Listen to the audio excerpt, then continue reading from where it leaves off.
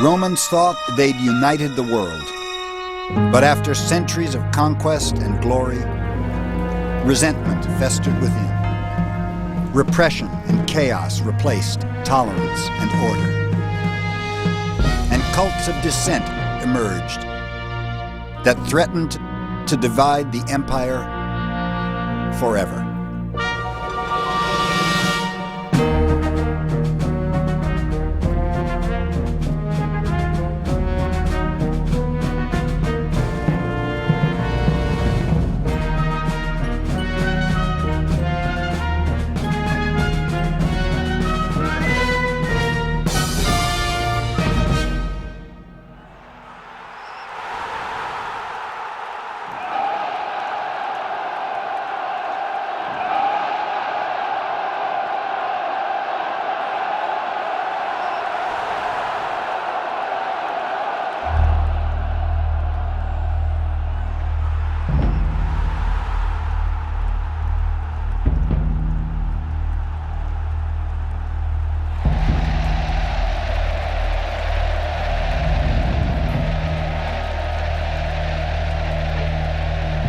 In 203 AD, in a Roman arena in Carthage, North Africa, members of an Eastern cult were rounded up and publicly tortured for the amusement of the crowd.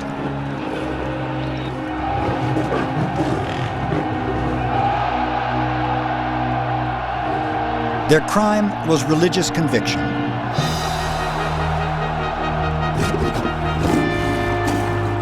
Their name, Christians. It was a theater of terror that would haunt Rome forever.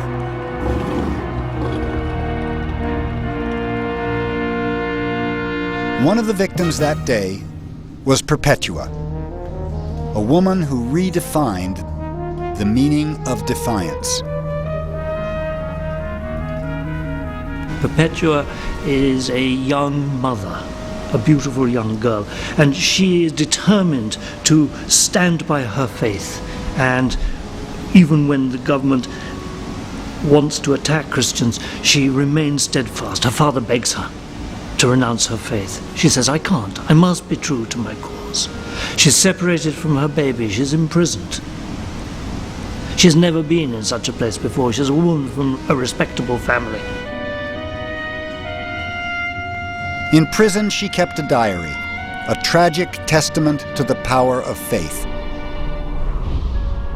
One night, she dreamed her time in the arena had come.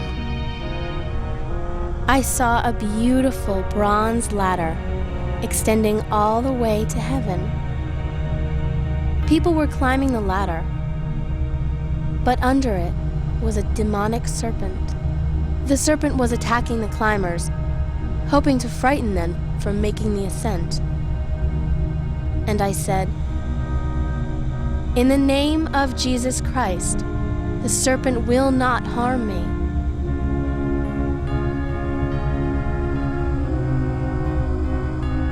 Then I awoke, knowing that it wasn't beasts that I'd fight in the arena, it was the devil. And I knew I would be victorious.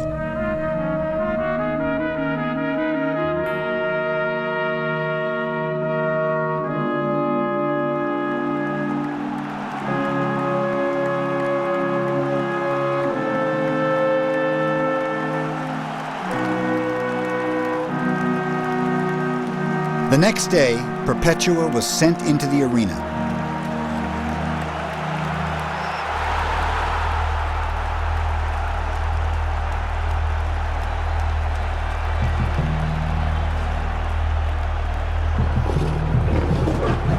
The lions were released,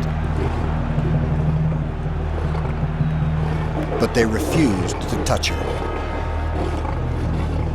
So a gladiator was sent in to finish her off.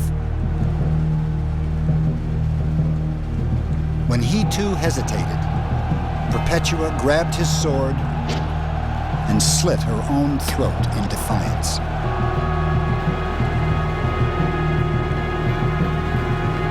Perpetua's martyrdom stunned the crowd. She chose death over allegiance to Rome. Why? Rome's century of doubt had begun.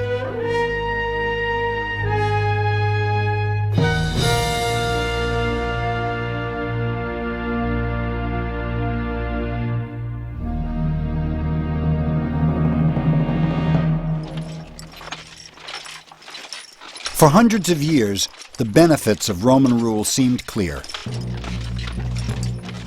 Her army created the most stable empire the world had ever known. From Scotland to the Sahara, from the Atlantic to the Euphrates, everyone enjoyed the blessings of Rome's peace. Her government gave the Mediterranean centuries of community, stability, and prosperity. For hundreds of years, it was good to be Roman. But that wouldn't last. Our history now descends from a kingdom of gold to one of iron and rust. Cassius Dio.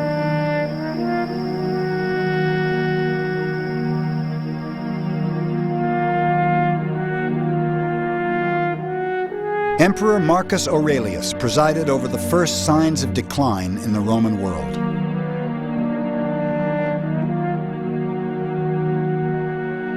Born in 121 AD, he was groomed from an early age to be Rome's next emperor. Aurelius had 20 years to dream about the kind of ruler he wanted to be and the kind of empire he wanted to rule.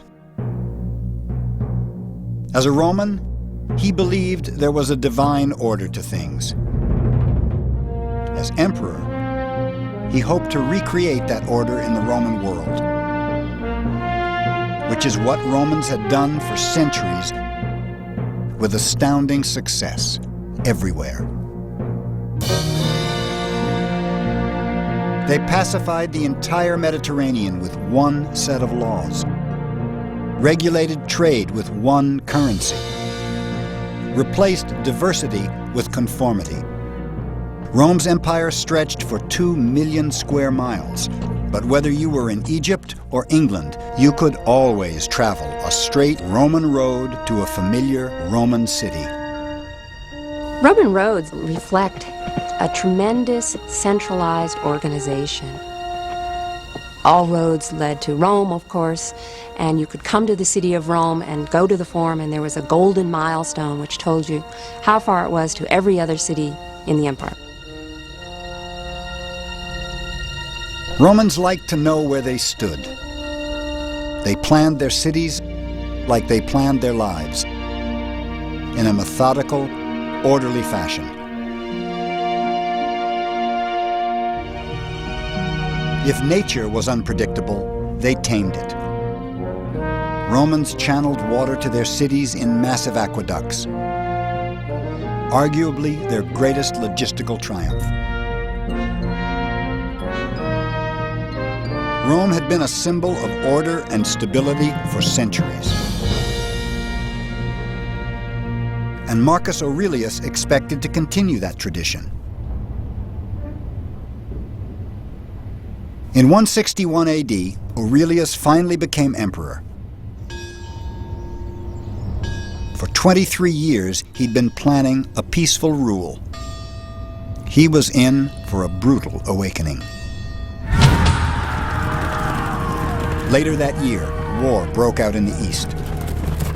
Barbarians crossed the frontier and attacked a Roman province. A deadly plague ravaged the empire, killing a quarter of Rome's population. Germanic invaders then exploited the disaster and attacked from the north.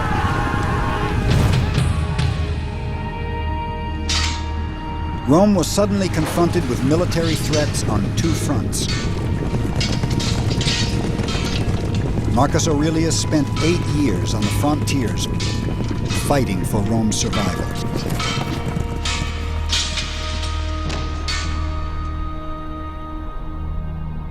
Like many, he feared it was the beginning of the end, that the great Roman Empire was about to fall to an invading army. But his fears were misplaced. For Rome's greatest problems lay within, as did the emperor's. Marcus Aurelius had cancer. He took daily doses of a drug he hoped would alleviate his suffering. It didn't. And in 180 AD, the disease finally won. Aurelius's painful death foreshadowed the fate of the empire he left behind. Rome, too, was suffering from a fatal disease: cultural decay. It was an erosion of traditional Roman values that would force many to turn to foreign cults for their salvation. And, like Perpetua, question their allegiance to Rome.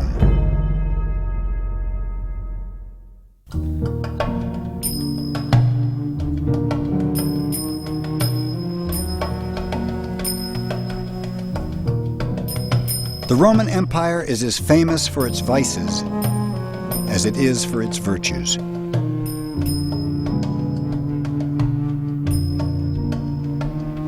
Corrupted by wealth and power, Rome's legacy was tainted by images of indulgence and imperial excess. The Emperor Commodus epitomized the decay. His arrogance would force everyone to question their allegiance to Rome. Commodus succeeded his father Marcus Aurelius in 180 AD. Traumatized by an early attempt on his life, Commodus shunned all public appearances and left Rome in the hands of his closest advisors. As they terrorized Rome, Commodus amused himself in the palace. He maintained a harem of hundreds of young boys and girls and abused them at his whim.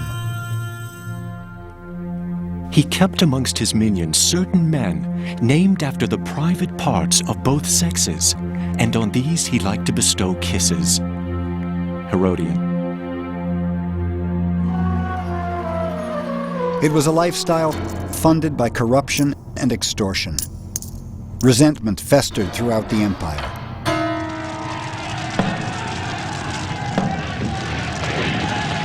In 190 AD, the poor rioted. They thought Commodus had deliberately hoarded grain to inflate its price and increase his profits.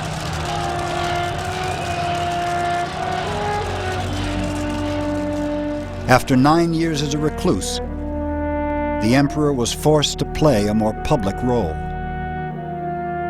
The results were disastrous. He demanded he be made a living god. He took the title Hercules and appeared in a lion's skin, wielding a club on all public occasions.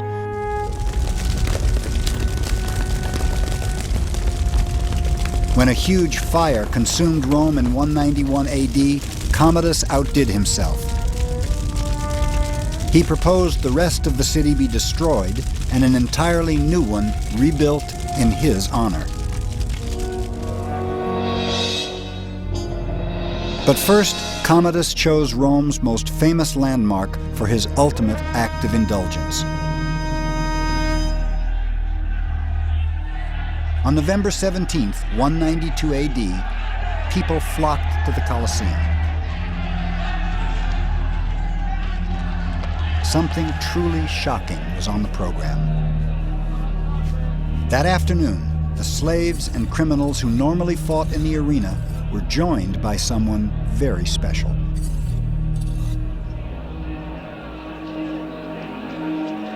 For the first time in Roman history, an emperor was appearing in public as a gladiator.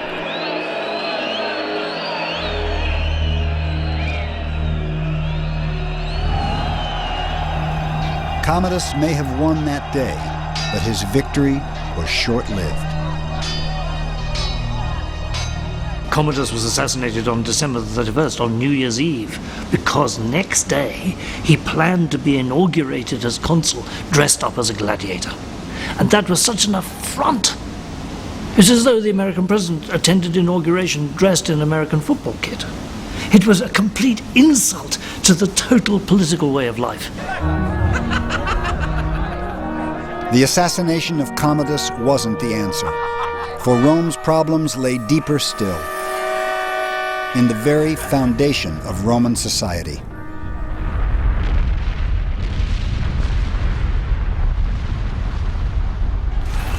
On August 24th, 79 AD, a volcano in southern Italy erupted.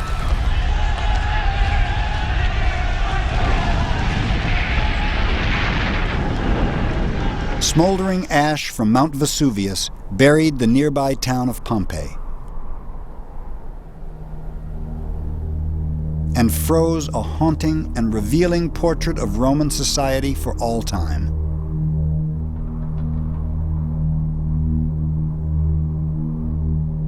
Suffocated by ash, the victims that day seemed united in death.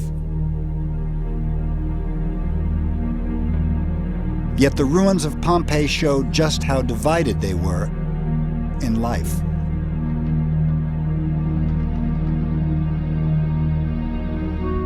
The rich lived lives of gaudy luxury. Their houses were spacious and ornate, their gardens lush, their lifestyles lavish. But the most notorious element of their decadence is a fiction.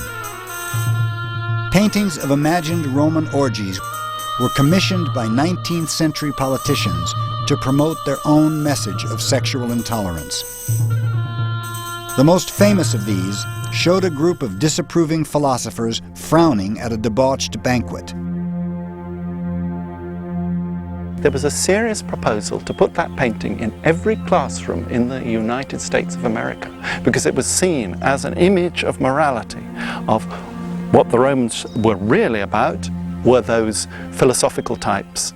And if you get involved in the orgy, in decadence, then your civilization will fall as surely as the Romans. For most Romans, a lifestyle of luxury and decadence was a very distant dream. The gap between wealthy and poor was 10 times worse than today. 95% of the population struggled beneath the poverty line. They lived in dark, fire-trapped tenements, entire families packed into a single room. The child mortality rate was 50%. Typhoid and diphtheria were constant threats.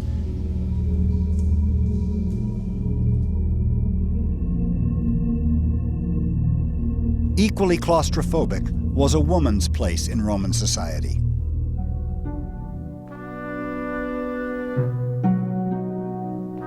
Women were considered biologically and morally inferior to men. They couldn't vote, buy property, or choose who they married. Their fathers and husbands had legal and financial control over them most of their lives.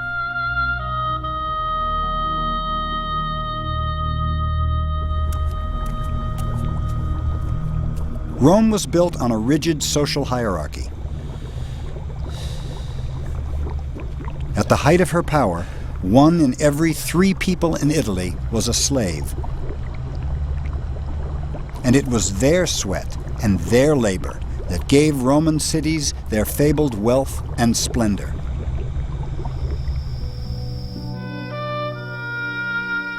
Astoundingly, the burden of discrimination was lifted once each year. Every December at the winter solstice, Romans would celebrate the Saturnalia, when everything in Rome turned upside down. For 1 week, masters served their slaves dinner. Children of the poor ate with the rich.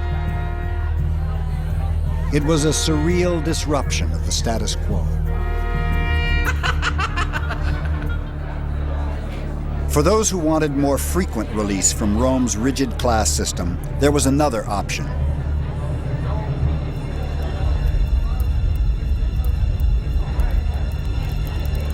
The cult of Dionysus was Greek in origin.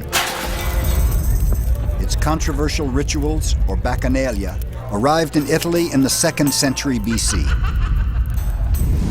With wine and dance, devotees entered a kind of collective trance, a communal ecstasy that offered escape from the oppressive divisions of Roman society. People are getting together, they're making cells, they're making little clubs, and they're assembling in an uncontrollable way at night time in groups that are mixed, men and women, and they're not quite sure what sort of conspiracy together.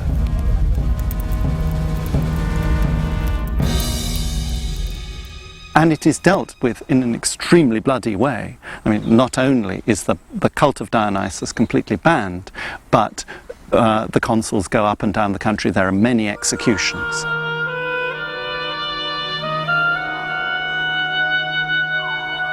At the heart of Roman culture lay a tragic flaw. A social order that tolerated excess for the few and oppression for the many. That injustice would soon fuel the rise of Rome's most subversive cult of dissent.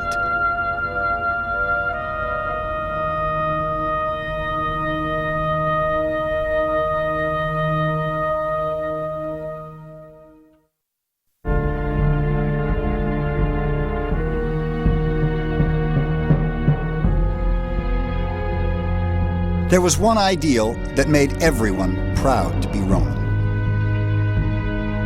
An ideal as old as Rome itself. A commitment to cultural diversity.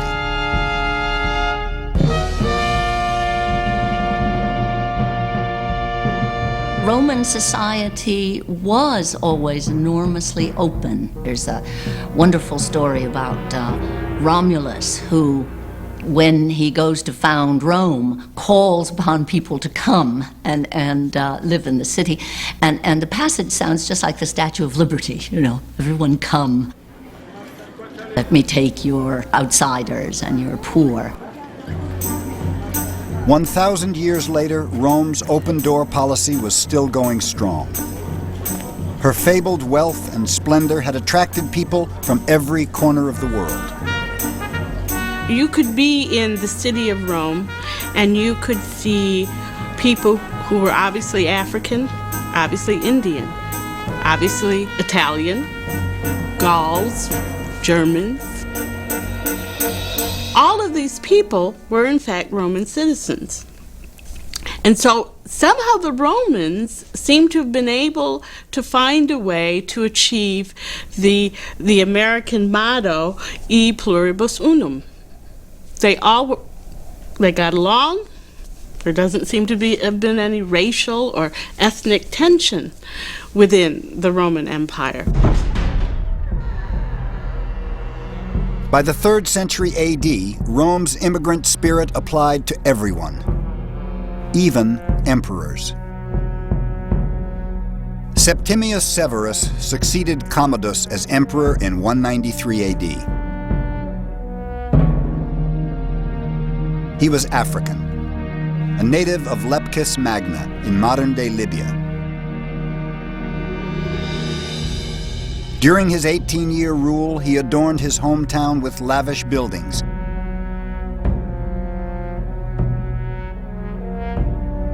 And brought some of its magic back to Rome.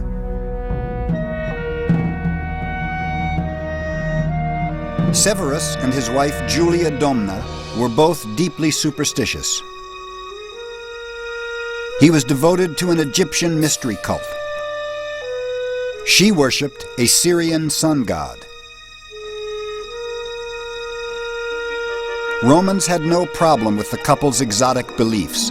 The vast Roman Empire had a long history of religious tolerance. They lived in a pagan world that welcomed virtually everyone's gods. There's something in the pluralism of Roman religion that makes it possible to acquire new gods. In their very earliest stories about themselves, conquest of little towns around Rome involve, one of their myths is that of evocation, when you go and you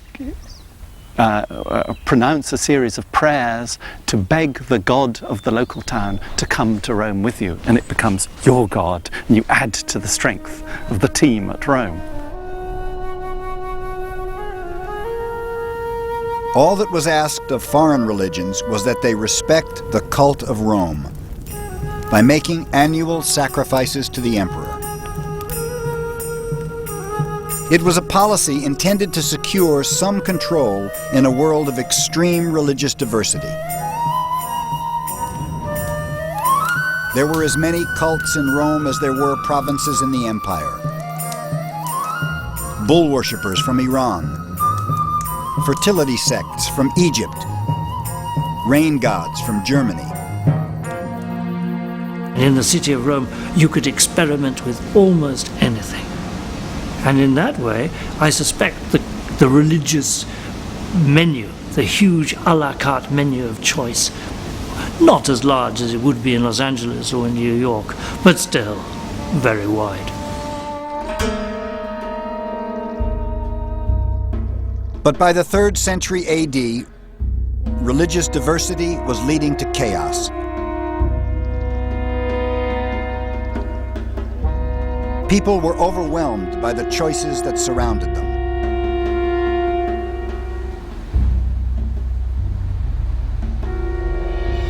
Severus's solution was sun worship. He hoped it would prove a unifying force in a very fragmented world.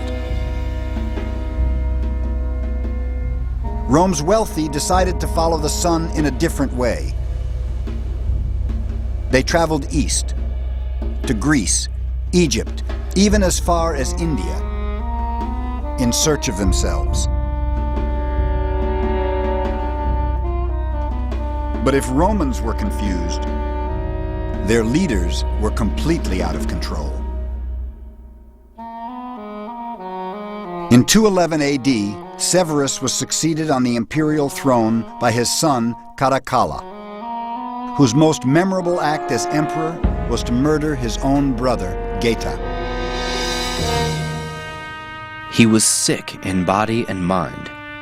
He often thought he was being pursued by his father and his brother, armed with swords.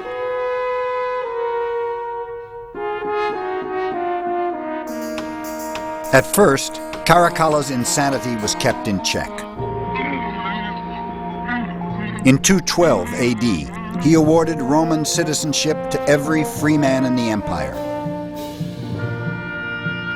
A dramatic reaffirmation of Rome's commitment to tolerance and diversity. The emperor then set off on a grand tour of the empire.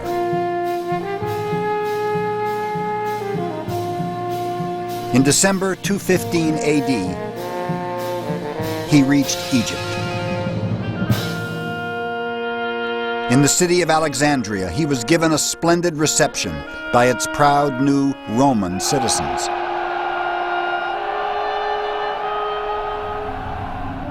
The affection didn't last long.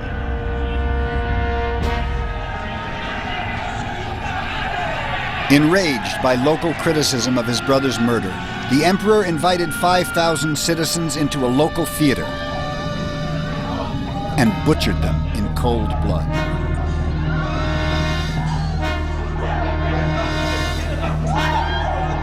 In one afternoon, Caracalla destroyed the fabled value of Roman citizenship.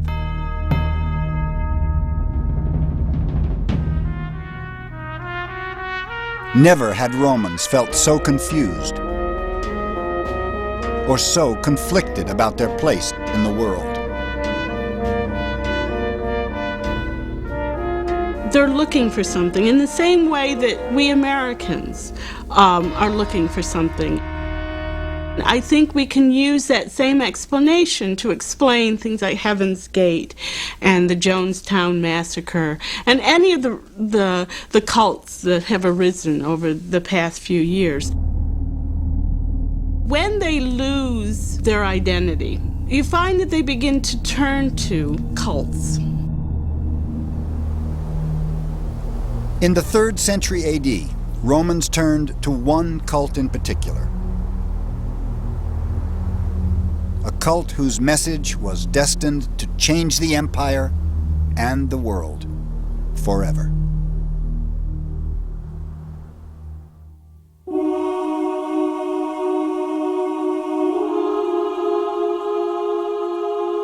Christianity's dramatic rise to power in the Roman world would change everything.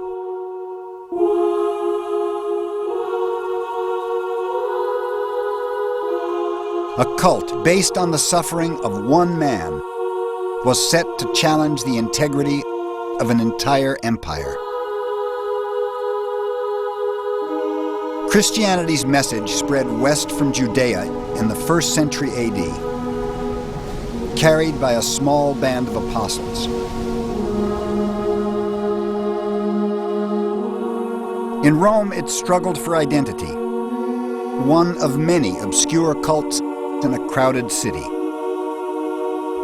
One blatant act of brutality would set it apart.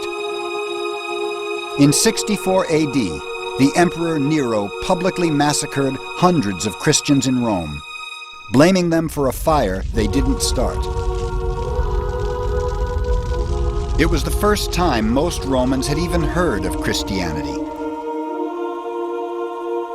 But the cult was a perfect scapegoat, its values radically un-Roman. Blessed are the meek, for they shall inherit the earth. Matthew. Woe to you who are rich, for you have already received your comfort. Luke. Christianity is a protest movement in one real sense. We mustn't think of early Christians as people who went on demonstrations through the streets of Rome or picketed the Senate House or threw eggs at emperors. They're not that kind of group. They're very quiet, introverted, keeping themselves to themselves. So anti-Roman in their beliefs, but not a protest movement in the sense of marching on Rome. Christianity's most revolutionary ideal was spiritual equality. It was a direct threat to Rome's belief in hierarchy and social division. Women in particular were attracted to the new cult. It granted them the independence they'd been denied by Roman society. The only public position of power and prestige open to a Roman woman was as a Vestal Virgin. Rome's 6 Vestal Virgins attended all important state events. But their principal duty was to look after the sacred fire of Vesta, the Roman goddess of the hearth. This fire was the symbol of Rome's longevity, and it was their job to ensure it never went out.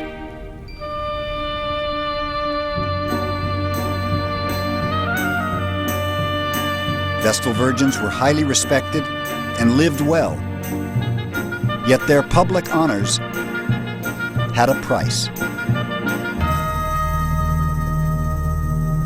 Vestal Virgins took a vow of chastity when they entered the order at an early age.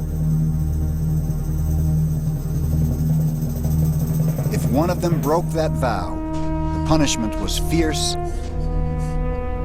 and final. She was locked in an underground room. The windows were covered, and she was slowly buried alive.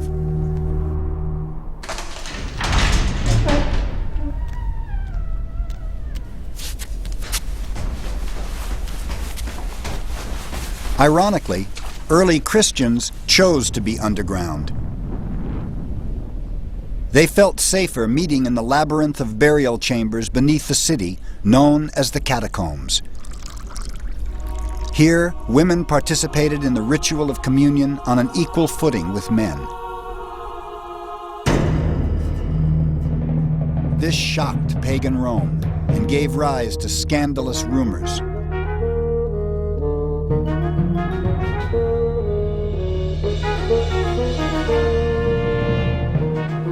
They recognize each other by secret signs, and they have sex even before they've become friends. They call each other brother and sister, and thus their common fornication becomes a kind of incest. They worship the private parts of their priest. And I've even heard that they kill children and drink their blood. Minucius Felix.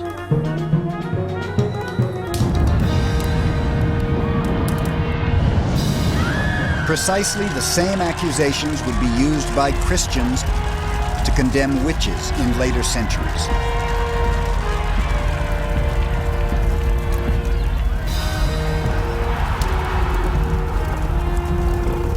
But Rome persecuted Christians for another reason.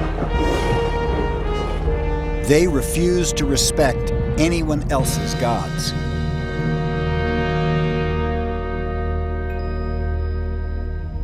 For there is only one God and one mediator between God and men, the man Jesus Christ. 1 Timothy. They couldn't absorb Christianity because it will not allow you to sacrifice to other gods. In particular, Christianity involves the rejection of the cult of the emperor. And because the cult of the emperor is virtually the only way in which the whole empire can express its unity, this is very disruptive.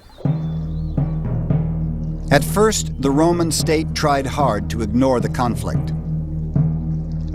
A letter from the Emperor Trajan to a provincial governor in 113 AD shows how lenient he wanted to be. These people must not be hunted out. If they are brought before you and the charge against them is proved, they must be punished. But if anyone denies he is a Christian and makes it clear he is not by offering prayers to our gods, he is to be pardoned, however suspect his past may have been. Trajan.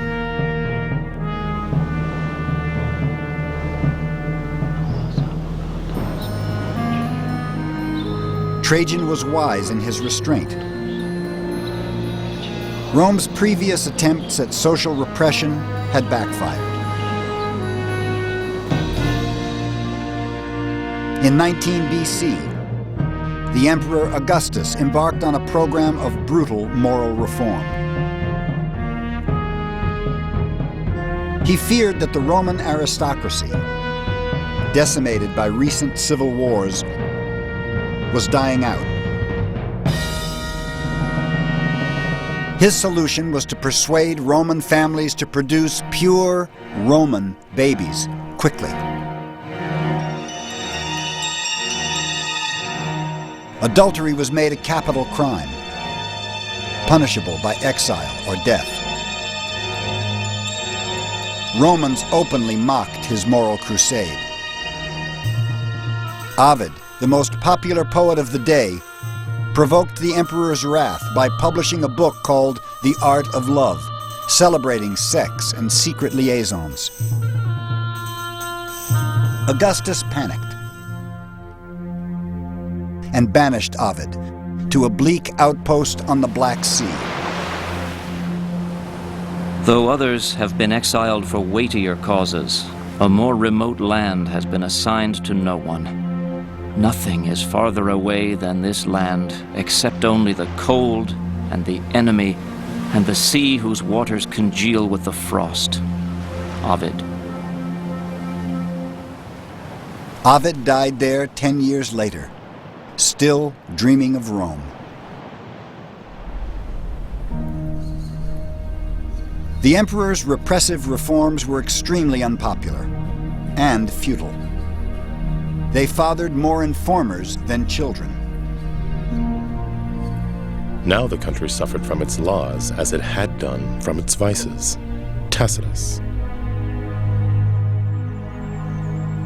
But by the 2nd century AD, most Romans had forgotten the lessons of the past. Christianity's ideals were attracting upper-class women to the faith.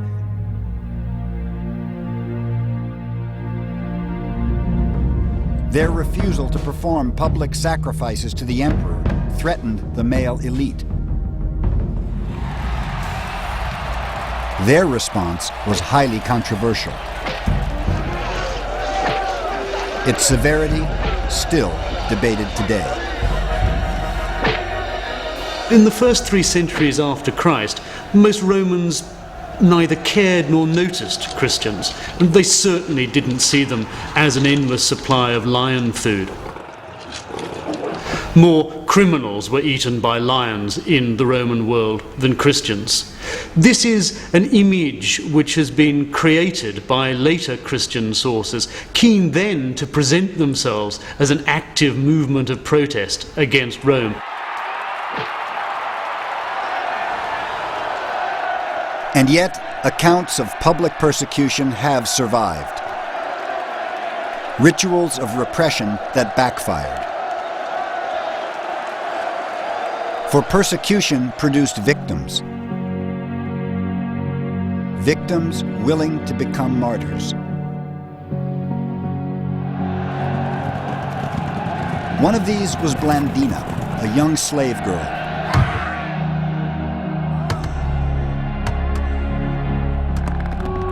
The crowd subjected her to every horror and punishment.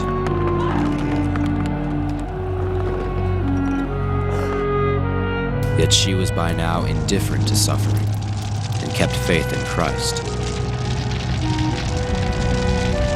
To the crowd's amazement, Blandina endured 3 days of horrific torture in the arena.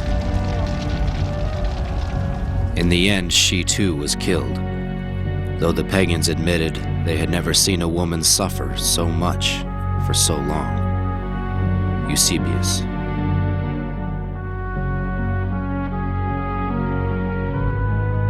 The more that you persecute, the more you raise the stakes. It's a terrible gamble, because in throwing people to the lions, you do it in an enormously public fashion. And if the martyrs play the game well, if they not survive their martyrdom, but maintain their dignity, keep the crowd on their side through the martyrdom, then it's a wonderful recruiting ground. And the effect of great persecution is that everyone knows you've got to go this way or that. The big choice is Christian or not. A protest movement was quickly gaining momentum. Its very popularity posed a fundamental threat to the Roman way of life.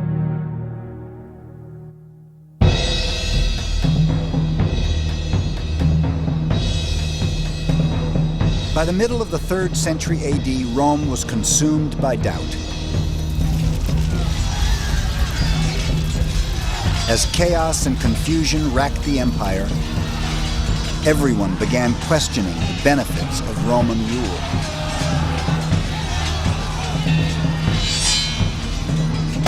Between 235 and 270 AD, more than 30 Roman generals proclaimed themselves emperor.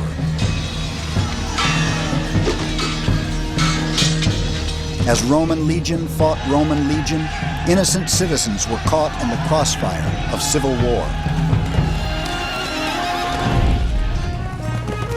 Barbarians seized the opportunity and streamed across the frontiers. Germans in the west and Parthians in the east disrupted the provinces. Inflation soared and livelihoods were destroyed.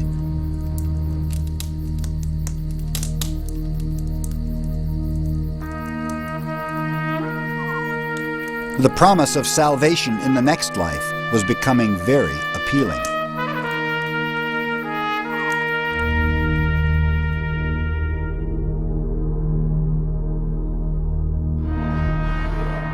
Christianity's tradition of charity attracted many converts in Rome's century of chaos and doubt. The size of the catacombs in Rome, the cult's secret meeting place, shows just how popular Christianity had become. By the middle of the 3rd century, there were an estimated 5 million Christians in the empire.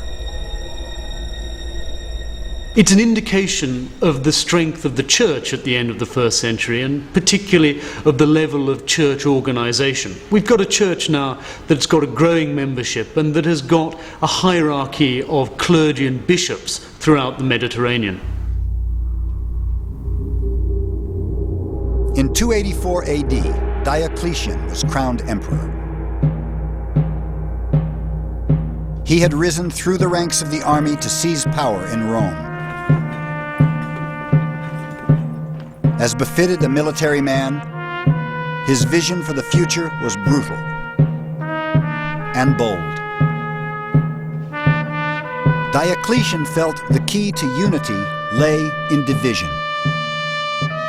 He split the Roman world in two and agreed to share power with 3 other generals. Their coordinated efforts did bring peace, but only for a time.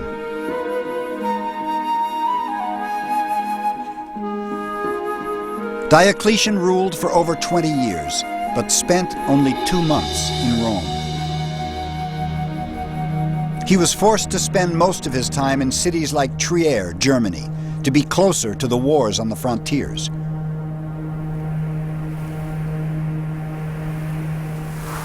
Rome, a beacon of strength for over 1,000 years, felt increasingly vulnerable, as did the emperor. In a desperate bid for respect, Diocletian proclaimed himself the son of Jupiter and insisted that everyone kneel in his presence and kiss the hem of his robe. To many, it was empty spectacle, and they began looking elsewhere for reassurance. Now, even members of the imperial court were secretly converting to Christianity. Diocletian has said that the unity of the empire is not just a military matter, but it's a religious matter. And if we can stamp out Christianity, then we will all be worshipping the same gods, so we will all be the same empire. And when that gamble fails to come off, you fail to stamp out Christianity, the martyrs produce more Christians.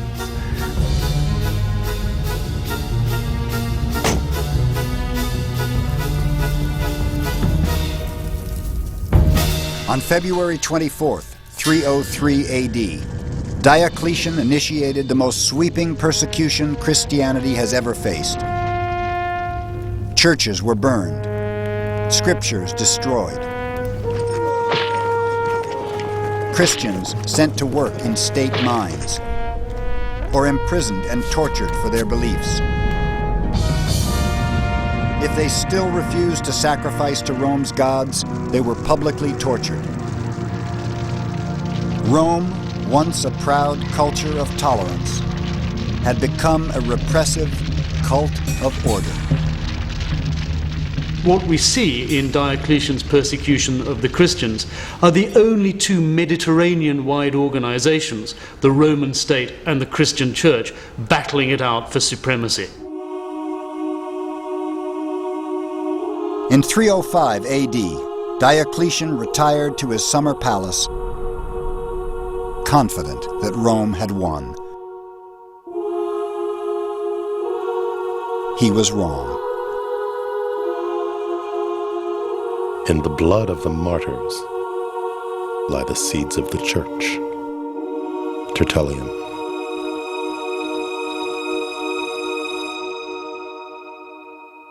There's an irony about Roman history in that one of the great accomplishments of Rome were the roads. And I think it's fascinating that those roads are what did Rome in. Because over those roads came the cults, came ideas that would undo the Roman identity and Roman sense of self.